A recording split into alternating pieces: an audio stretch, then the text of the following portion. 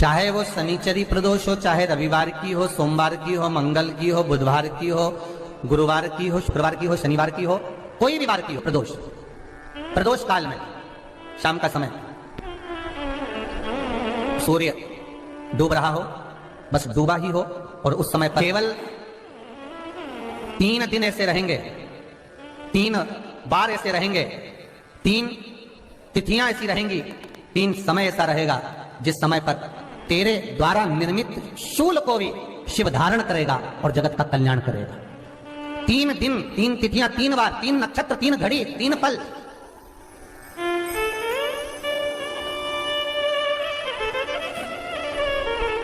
जिसमें बाबा शूल भी धारण करते हैं, और शूल अकेले धारण नहीं करते महाराज। जो धतूरा होता है ना, दर्शन करें, धतूरे के कांटे कांटे सा होता है धतूरा, तो वो धतूरे के साथ में बाबा शूल धारण करते हैं, बेलपत्री के शूल को। ये बहुत बहुत आनंदमय कथा है महाराज जी, जिसके जीवन में हमेशा कांटे ही मिले हैं। बेटी बड़ी हुई तो घर में मायके में दुख देखा, और मायके से गई ससुराल में तो ससुराल में दुख देखा। ससुराल में भी दुख देखने के बाद में भी पति को बहुत कुछ काम खुलवाया, बहुत धंधे खुलवाए, नौकरी लगवाई, और वो पति बार बार छोड़ कर आ गया, बार बार तकलीफ भोग रहा है, बार बार कष्ट भोग रहा है। फिर थोड़े दिन काम करता है, थोड़े दिन छूट जाता है, फिर व्यापार में बढ़ता है, फिर छूट जाता है, फिर कोई दुकान खुलवाई, थोड़े दिन अच्छी चली, फिर वापस वहीं घर पर आकर बैठ गया। अर्थात उसके जीवन में वो शूलता चल रही है। तो बाबा देवाधिदेव महादेव कहते हैं, ये 3 घड़ी, 3 पल, 3 नक्षत्र, 3 समय, 3 दिन में जो शूल मुझे समर्पित करता है, उसके जीवन से मैं शूल हटा देता हूं। वो 3 दिन लिखे स्कंद पुराण। महाराज, बैसाख महीने में जो प्रदोष आती है, बैसाख के महीने में बहुत ध्यान से सुनना भाई, जो अपनी जिंदगी से बहुत तंग आ गए हो, परेशान हो गए हो, कष्टमय जीवन जी रहे हो, बहुत दुखी हो गए हो, उनके लिए ये स्कंद पुराण का चरित्र फिर मिले ना मिले, आप प्रेम से सुन लो भाव से। पहला, बैसाख महीने की प्रदोष, चाहे वो शनिचरी प्रदोष हो, चाहे रविवार की हो, सोमवार की हो, मंगल की हो, बुधवार की हो, गुरुवार की हो, शुक्रवार की हो, शनिवार की हो, कोई भी वार की हो, पर बैसाख महीने की प्रदोष काल में शाम का समय सूर्य डूब रहा हो, बस डूबा ही हो, और उस समय पर सूर्य के डूबन के तुरंत बाद बाबा को धतूरे के साथ में बेलपत्री ना चढ़ाते हुए बेलपत्री के वृक्ष के 7 कांटे बाबा के शिवलिंग पर समर्पित करे जाते हैं महाराज, अपनी जिंदगी में अड़चनों को हटाने के लिए। फिर आप जिस व्यापार में उतरे, जिस व्यवसाय में उतरे, जिस नौकरी में उतरे, आप दिल से करें, आपको तरक्की मिलेगी। आप हार नहीं सकते, नीचे नहीं आ सकते, उन्नति पर ही चढ़ेंगे। एक वैशाख मास की प्रदोष। दूसरा, शिवरात्रि के दिन मध्याह्न का समय महाराज, जो बड़ी शिवरात्रि होती है माघ की, बड़ी शिवरात्रि के अंतर्गत मध्याह्न का समय, दोपहर के ठीक 12 बजे, चाहे फिर वो कोई भी दिन हो महाराज, शिवरात्रि जिस दिन पड़ रही हो, उस दिन भी धतूरे के साथ बाबा को 7 कांटे बेलपत्री के वृक्ष के समर्पित होते हैं महाराज। इसमें आप ये वाले जो कांटे हैं, जो शिवरात्रि के दोपहर 12 बजे वाले हैं, अगर कोई मदिरा पीने वाला हो, व्यसन में डूबने वाला हो, कोई जुआ खेलने वाला हो, कोई गलत वैश्यावृत्ति करने वाला, या अपने मार्ग से विचलित कोई व्यक्ति है, उसके लिए भी ये कांटे बहुत काम आते हैं महाराज। दूसरा, पार्वती, तेरे द्वारा तेरे नयन अश्रु से जो प्रगटा हुआ बेल का वृक्ष है, द्वितीय शूल मैं वहां धारण करता हूं। तृतीय शूल, तीसरा शूल जो वर्णन करा गया महाराज, भगवान श्रावण के महीने में जो भी दूसरा सोमवार पड़े, जो भी पड़े, श्रावण के महीने का दूसरा सोमवार। आप सबको पहले भी श्रावण के महीने में जो कथा कही, उसका व्याख्यान वर्णन करा कि श्रावण का महीने का महत्व क्या है, वो भी आपको ऑनलाइन कथा में आप लोग सुन चुके हैं, लाइव कथा में श्रावण का पूरा महत्व बताया था कि श्रावण के महीने में शंकर भगवान को पूरा लेखा जोखा का भार प्रदान किया गया। दूसरा सोमवार, श्रावण के महीने का जो दूसरा सोमवार होता है, उस दूसरे सोमवार में रात्रि के समय पर, अर्थात शास्त्र अब घड़ी और पल का स्मरण करेंगे तो रात्रि के बजेंगे 10 से 12 बजे महाराज, 10 से 12 के बीच में धतूरे के साथ बाबा को शूल समर्पित होता है महाराज। ये भी हमारी बाधाओं को, हमारी तकलीफों को, व्यापार व्यवसाय के लिए, नौकरी सर्विस के लिए, बहुत सारे एग्जाम में आप बैठ लिए, गवर्नमेंट एग्जाम के लिए बैठ लिए, नहीं हो रहा, ये 3 बार मेरे शंकर को बेलपत्री के वृक्ष के शूल समर्पित होते हैं, उसका आनंद पाना। मेरी जीजियों, 2 चीजें बड़ा स्मरण में रखिएगा। एक, बैसाख महीने में मट्टी के पात्र का जल, अभी क्या चल रहा है, फागुन, अभी क्या चल रहा है, फागुन। जब बैसाख का महीना आए ना, जितने यहां बैठे और जितने आस्था चैनल पर सुन रहे हो, जितने फेसबुक यूट्यूब पर कथा श्रवण करना, जितने मोबाइलों पर देख रहे हैं, प्रयास करना बैसाख के महीने में मिट्टी के पात्र में जो रात्रि भर जल रखा हो, मिट्टी के पात्र में, अगर आपके पास में घड़ा हो, हंडा हो, नी हो, तो दिया हो, दीपक हो, कुल्लड़ हो, कोई भी तुम्हारे पास में जो मिट्टी का पात्र उसमें जल भरना, वो जल बैसाख के महीने की किसी भी सोमवार के दिन, किसी भी सोमवार के दिन, बैसाख महीने या किसी प्रदोष के दिन या बैसाख महीने के शिवरात्रि के दिन, वो मिट्टी के पात्र का जल अपने घर के प्रत्येक व्यक्ति का स्पर्श कराकर उस मिट्टी के पात्र के जल को तांबे के पात्र में डाल लीजिए और घर के प्रत्येक व्यक्ति का स्पर्श करा लीजिए और शंकर भगवान पर कुंदकेश्वर महादेव के नाम से समर्पित करिए। कुंदकेश्वर महादेव। कभी जीवन में पीछे पलट कर देखने की जरूरत नहीं पड़ेगी, आप उन्नति की सीढ़ी की ओर बढ़ते चले जाएंगे। बैसाख महीने में मिट्टी के पात्र का जल भगवान शंकर को समर्पित होना चाहिए, उसका सुख हमारे जीवन को एक आनंद फल प्रदान। जैसे कहते हैं ना, कोई अच्छा मिले ना मिले, धन मिलने से कोई भाग्यशाली नहीं होता। प्रदोष का दिन आएगा तो हम भगवान शंकर को प्रदोष के समय में, शाम के समय पर हम बेलपत्र, शमी पत्र, चावल समर्पित करेंगे। आप तो प्रयास करा करें, कभी अगर मौका मिल जाए तो प्रदोष काल में, प्रदोष के समय पर एकांतेश्वर शिवलिंग मिल जाए, कहीं एकांत में कोई शंकर भगवान का शिवलिंग मिल जाए, एक बेलपत्र लो, उसके ऊपर एक शमी पत्र रख लो, एक चावल का दाना रख लो, अपने मन की बात बाबा से कहकर श्री शिवाय नमस्तुभ्यम बोलकर शंकर भगवान की अशोक सुंदरी वाली जगह पर स्पर्श कराकर वही शमी पत्र, वही अक्षत का दाना, वही बेलपत्र शंकर भगवान के शिवलिंग पर उसको समर्पित कर दो। समर्पित करते समय ये जो डंडी का मुख है, ये जहां जलाधारी होती है, पानी बहता है, उस ओर डंडी का मुख होना चाहिए। जिधर पानी बह रहा है उधर से करो।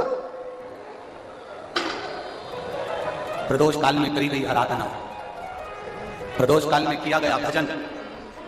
केवल प्रदोष के दिन ही नहीं, प्रदोष काल में कभी भी शंकर को याद करो। वैसे तो शंकर भगवान को याद करने के लिए कोई समय निश्चित नहीं किया गया कि इस समय शिव जी को याद करना। मौत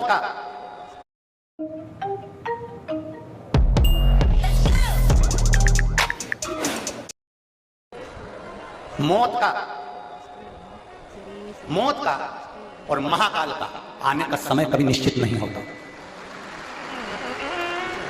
मौत आने का समय भी निश्चित नहीं होता, कब व्यक्ति की मृत्यु हो जाए, कब प्राण छूट जाए, कब बीपी शुगर कभी गड़बड़ हो जाए, कब किसको कौन सा रोग हो जाए, कब किसको अटैक आ जाए, कोई समय का भरोसा नहीं है। मौत का जैसे समय नहीं होता, उसी तरह महाकाल के भजन का, शंकर भगवान के गुणगान का, शिव जी की भक्ति का कोई समय नहीं है। तुम जब पुकारो, मेरा देवाधिदेव महादेव तुम्हारे सामने खड़ा है।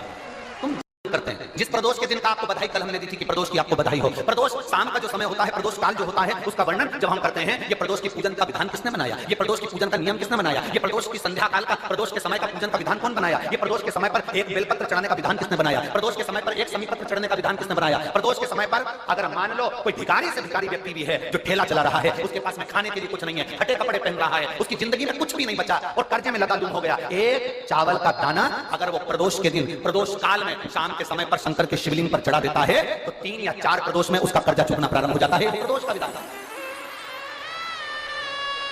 इतना ये प्रदोष का वर्णन करा किसने, इतना प्रदोष की महत्वता बताई किसने, कौन करे इतना वर्णन?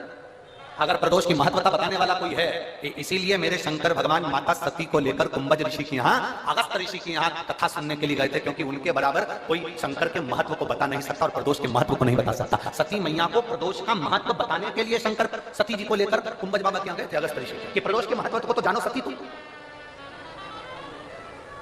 तुम प्रदोष के महत्व को तो सती जानो, तुम प्रदोष के महत्व को तो सती पहचानो कि प्रदोष का महत्व क्या होता है, प्रदोष काल का महत्व क्या होता है, प्रदोष के समय का महत्व क्या होता है।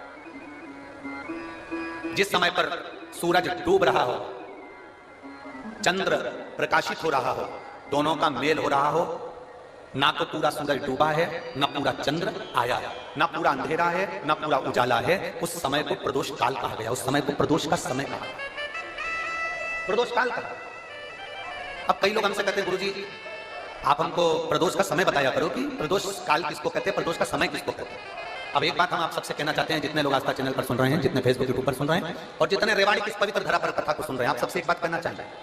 अगर हम समय देखकर बताएं आपको कि शाम को 6 बजे, 6:30 बजे, 6:30 पे लेकर 7:30 के बीच में ये समय है, या 5:30 से लेकर 6:30 तक का ये समय है, या हम तुमको बोल दें कि इतनी बजे ये समय प्रदोष काल का रहेगा या इतनी बजे ये समय रहेगा, तो देखिए कभी कभी ठंड का समय आता है तो दिन जल्दी ढल जाता है, कभी कभी गर्मी का समय रहता है तो दिन बहुत लेट ढलता है। इसलिए समय की गणना से मत चलो, आप तो ये अंदाजा लगाकर रखो कि दिन ढल रहा है, अंधेरा होना शुरू हो रहा, सूरज